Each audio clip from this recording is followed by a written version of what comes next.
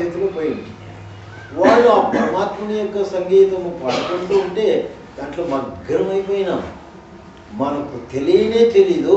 రాజు మహారాజు ఏం చేసినారు, మంత్రి మహారాజు ఇద్దరును అక్కడ ఆ దావలో వచ్చినారు. వస్తే ఇక్కడ ఈ సంగీతం జరుగుతుంది విన్నారు. వాళ్ళందరూ రాజాస్థానంలో పాడేటువంటి వాళ్ళే. రాజు కూడా వచ్చి వెనకని ఊరికే నిలుచుకున్నాం. మేము చూడనే లేదు వాళ్ళని.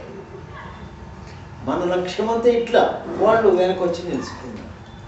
అది పాడుతూ ఆ పాటలు వాళ్ళు విని చేస్తున్నారు.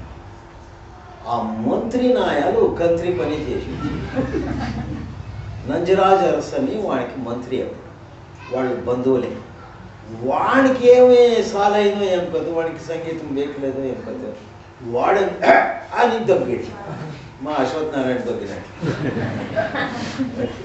తగ్గితే వెనకూర్చొని వాడు వ్యాన్ నుండి బయటికి పడేది అట్లా దొంగ పడేసి దొంగేసి. అప్పుడు నేను వెనక్కి చూస్తే మహారాజుని నేను అప్పుడు ఇంకేం చేయాలా, మా తాతగారిని ఎట్లా అంటే అప్పుడు ఆయనకి ఆ ప్రజ్ఞ వచ్చి ఏమరా మహారాజులు వచ్చినారు చూసి అప్పుడు నమస్కారం అనేసి. అప్పుడు ఆయన ఏమన్నాడు,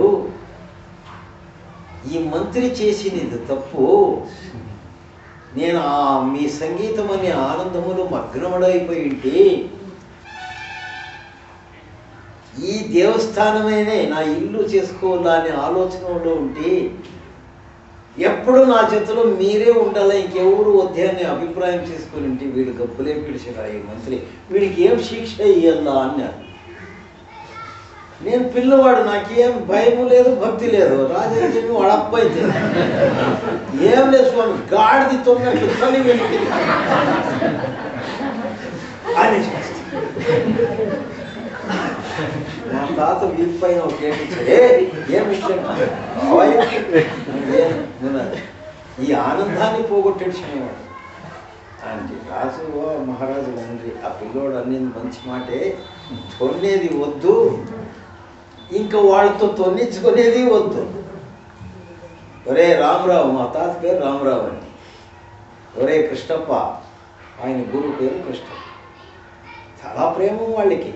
ఇదిగోప ఇంక మీదట ఈ దేవస్థానంలో ప్రతినిత్యం ఇటువంటి వేళ నుండి ఇంత వేళ వరకు ఇక్కడే రాజకార్యం కూడా, ఏమైనా రాజకార్యం చేయాలంటే కూడా ఇక్కడే వచ్చి చేపించుకోపోనిలే, ఇక్కడే ఉండిపోదాం లేదా అన్నారు.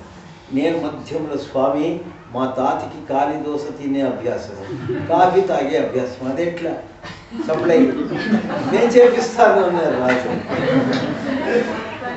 అంటే దాంట్లో నేను భాగస్తున్నాను, అది లేకపోతే మాకు ఏం జరుగుతుంది. దాని కాపీ అనేది లేదు, నేను భూలోకామృతం ఉంటాను. అది ఉదయం పడింది అంటే అన్ని దేవతలు డాన్స్ చేస్తారు. ఆయన అవి కూడా ఇక్కడ సప్లై చేస్తామయ్యా, నువ్వు చేతిలో ఉండు. నా తండ్రి రాజు అంటే నువ్వు.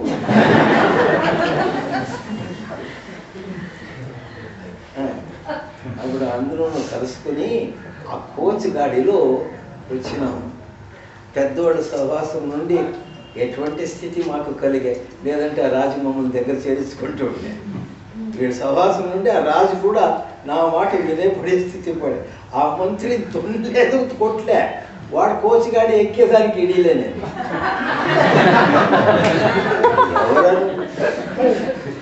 దసరాలు వాడు నడుచుకొచ్చినాడు, మేము ఖుషిగా ఇవన్నీ ఎందుకు చెప్పాలా అంటే పెద్దల సహవాసము నుండి ఆ భగవంతుని యొక్క చింతాన్ని స్నేహము కలుగుతుంది.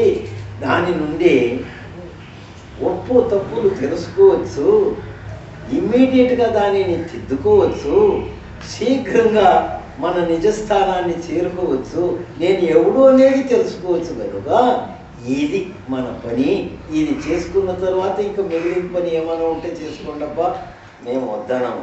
దీనికోసరం మీరు సన్యాసులు కావద్దండి, సాధువులు కావద్దండి, ఇంకా ఒక్కొక్క పెళ్లి చేసుకోండి. ఎవరిదంట ఎవరైనా పిల్లని ఇచ్చేవాళ్ళు ఉన్నారు? ఇస్తే నాకే ఓడ్చుకోండి, నేను చేస్తాను. ఏమి బాధపడే పని లేదు. మన సంసారం ఎట్లాది అంటే సంసారమెంబంత సౌభాగ్యవిరలి కృష్ణనామమెంబంత భాగ్యం ఉదయవాగలి అన్నాడు పురంధరదాస్. సంసారం ఉండాలప్ప, అది సౌభాగ్యముతో కూడిండేది. ఎప్పుడు అక్కడ ఆ పరమాత్మని యొక్క నామస్మరణ ఆ సంసారంలో జోడించేటండి అయ్యా. పిల్లోళ్ళకంతా అదే పేరు పెడతాం. వాళ్ళు పడుకునేప్పుడు లేచేటప్పుడు నీకేం పేరు పెట్టామో చెప్పురా అని ఇంత మాత్రం అని కృష్ణ అంటాడు ఒకడు, రాముడు అంటాడు, చాలు పొర పడుకోండి. ఇంతైనా సంకీర్తన చేపించేదానికి మనకు కాదా? ఒరే ఆ గాడి నా కొడుకు ఎక్కడ పోయా, ఆ వెదవ నా కొడుకు, ఇవే రామాని పేరు పెట్టి పిలిచేది. నీ పేరేమప్పా, తెల్లవారు లేస్తా కదా, నీ పేరేమో నాకు పేరు నువ్వే పెడితే కదా నాయన కృష్ణ. చాలా పోయాలి. నీ పేరేమరా వెంకటేష్ గారు. అరే లే ఎంత బాగా చెప్పి నేనే మర్చిపోయింది. పర్వాలేదు. ఇది నామస్మరణ అయ్యా. ఇంత మాత్రం చేపించేదానికి చేసేదానికి మనతో కాదా? ఇంత ఈజీ మెథడ్. ఇట్లా చేసుకుంటూ ఒక సర్తి రెండు సర్తి ఆ పేరు పవిత్రమైన పేరు పలుకుతుంటే దానిలో ఉండే ఆ గొప్ప శక్తి, సర్వజీవ చరాచరాలను సంరక్షిస్తూ ఉండే శక్తి అది. 14 బ్రహ్మాండానికి ఆధారభూతంగా ఉండే శక్తి అది. అది ఒక్క సెకండు నిన్ను విడిచిందా ఇంకా నువ్వు లేదు. అందుకే డాక్టర్ ఇట్లా చేపట్టుకొని చూసేది, డబ్బ కొట్టుకుంటుందా లేదు, వీడు గుడుగుడు అయిపోయినాడా అని చూస్తాడు. ఆ శబ్దం ఏది? అదే పరమాత్మని యొక్క నామస్మరణ. ధ్వని రూపకంగా మనలో, ప్రకాశ రూపకంగా మనలో వాడు ఉన్నాడు. దానినే ఓంకారం అన్నారు మన హిందూ సంస్కృతి. ముసల్మాన్ వాళ్ళు దానినే భాంగే ఆస్మాన్ అన్నారు. చైనా జపాన్ తట్టు వాళ్ళు ఏమన్నారు? టావో అన్నారు.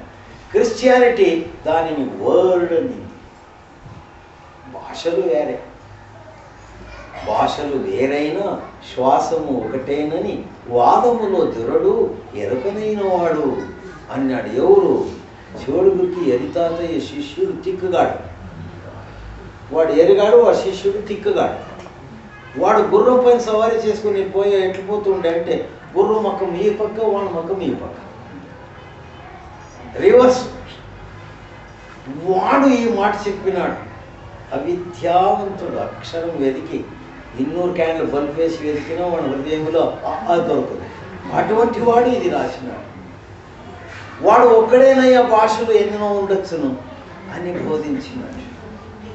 ఆ ఏకత్వ స్థితిని, ఆ అనురాగముతో ఆ యొక్క పరమాత్మని స్మరణాన్ని మనస్సు విరోధం ఎందుకు చేస్తుంది అంటే, ఇన్ని ఏళ్ళు ఇన్ని జన్మాలు వెతుకుతుంది, ఇక్కడ ఏమి చిక్కలేదురా అని బేజారుపడి మా పైన అది కోపం చేసుకొని విరోధం చేస్తుందంతే.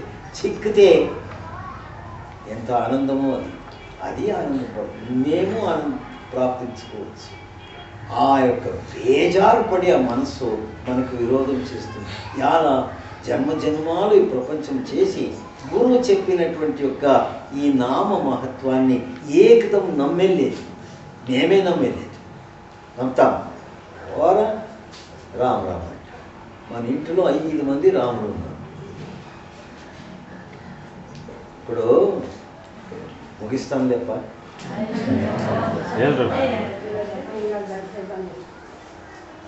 ఒక గురువుల ఆశ్రమానికి పోయినాడు. పోయేటప్పుడు పెండ్లాము ఎక్కడికి పోతారండి అని. ఇంకా చెప్పుకోకపోతే బాగుండేలేదని భయం పడి, ఏం లేదు స్వాములు వచ్చినారంట, 4 మాటలు అట్లా వినొస్తాను. ఇంత మాత్రానికి పోతున్నావా? సరే అట్లా కాదు, ఎక్కడైనా పో, నేను వద్దనను. అయితే ఉట్టి చేతిలో రాకూడదు, ఇంటికి ఏమైనా పట్టుకురా అని. కానీ లేవే అన్నాడు. పైన గురువు దగ్గర చేరినాడు. అక్కడ ఏముంది, ఆయన పెద్ద ప్రోగ్రాం పెట్టుకున్నాడు. 10-12 దినాలు మన పైంటిని హుబ్బళ్ళి దగ్గర హెబ్బళ్ళ అని ఒక పుణ్యక్షేత్రం అని మహానుభావులు ఒకరు ఉన్నారు. ఆయనకి నాకు ಯಾವ జన్మం నుండి స్నేహమో ప్రీతో ప్రేమో నన్ను చూస్తే అంత ఆనందం. అక్కడ పిలిపించినారు, అక్కడికి పోతున్నాను. ఆ భోజనం టిఫిన్ ఏమంటే 50 ఏడంటే దొరుకుతుంది. ఇంకా అవన్నీ దొరికిన తర్వాత ఇల్లు వాకిలు కట్టుకునేది